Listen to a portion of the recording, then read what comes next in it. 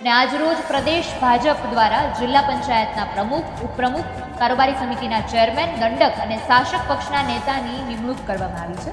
તેના નામ સામે આવ્યું છે. નમસ્કાર, આપની સાથે હું આકાંક્ષા. તમે જોઈ રહ્યા છો ઓવર રાજકોટ. રાજકોટ જિલ્લા પંચાયતના હોદ્દેદારોની નિમણૂક કરી દેવામાં આવી છે. રાજકોટ જિલ્લા પંચાયતની 36 પૈકી 34 બેઠકો પર ભાજપના ઉમેદવારો વિજેતા બન્યા હતા અને આજરોજ પ્રદેશ ભાજપ દ્વારા જિલ્લા પંચાયતના પ્રમુખ, ઉપપ્રમુખ, કારોબારી સમિતિના ચેરમેન, દંડક અને શાસક પક્ષના નેતાની નિમણૂક કરવામાં આવી છે. તેના નામ સામે આવી ચૂક્યા છે. જિલ્લા પંચાયતના 29મા પ્રમુખ તરીકે સંજયભાઈ પીપળિયાનું નામ સામે આવ્યું છે. ઉપપ્રમુખ તરીકે સામતભાઈ બાંભવા, કારોબારી સમિતિના ચેરમેન તરીકે નરસિંહભાઈ સોજિત્રા, શાસક પક્ષના નેતા તરીકે પારુલબેન કણસાગરા અને દંડક તરીકે જે નામ સામે આવ્યું છે એ છે અમરીશભાઈ ચૌહાણ. તેમની અત્યારે નિમણૂક કરવામાં આવી છે.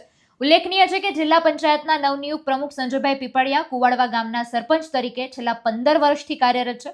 20 વર્ષથી ભાજપના સક્રિય કાર્યકર્તા છે અને જેઓ ધોરણ 10 થી અભ્યાસ કર્યો હોવાનું પણ સામે આવ્યું છે. આવતા દિવસોમાં આગામી 2.5 વર્ષમાં પોતાનો કાર્યકાળ દરમિયાન સરકારની વિવિધ યોજનાઓનો લોકોને લાભ પહોંચાડવાનો પ્રયત્ન કરવામાં આવશે. શિક્ષણ, રોજગાર અને આરોગ્ય ક્ષેત્રે કોઈ કચાશ ન રહે તે રીતે કામ કરવામાં આવશે, આવો તેમના દ્વારા દાવો કરવામાં આવ્યો છે.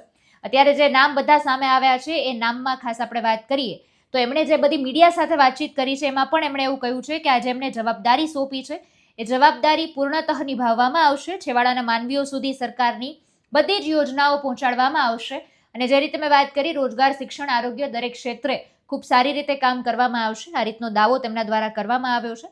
એ સિવાય જેટલા પણ લોકોની નિમણૂક કરવામાં આવી છે અત્યારે તમામ લોકોને દરેક લોકો અભિનંદન પાઠવી રહ્યા છે અને તેમણે પણ અત્યારે મીડિયા સાથે વાતચીત કરતા પોતાની પ્રતિક્રિયાઓ આપી છે.